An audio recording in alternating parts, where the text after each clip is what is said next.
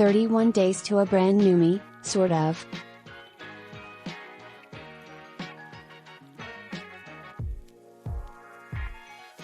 This is how 2 ER visits, a 911 call and 2 weeks in the hospital spun my life out of control and redirected my path.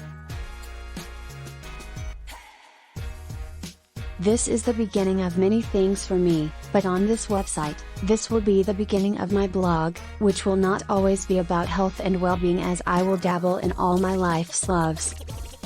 Professional, personal and spiritual development, lifestyle difficulties, travel and lots of creative writing stories, prompts, advice, tips and how to make yourself shine when everyone else is doing what you want to do with the rest of your life.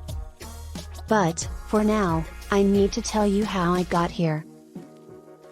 July 17 a new beginning. In a nutshell, let me tell you how I spent my summer. I missed people. The outfits and watching people were the things I missed the most.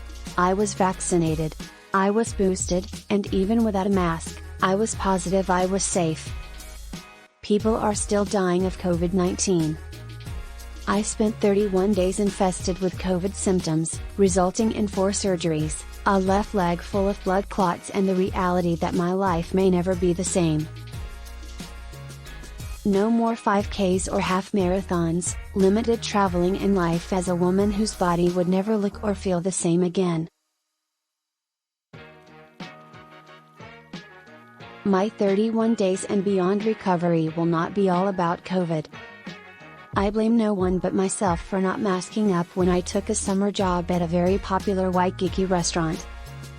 You can't trust others with your health, sometimes not even the doctors or nurses watching over you know what's best for you.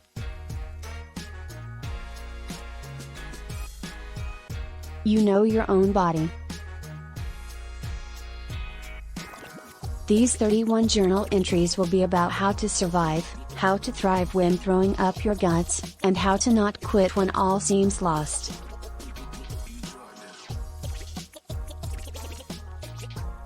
So come on for the ride and a quick look into the life of a patient on the verge of misery at its finest.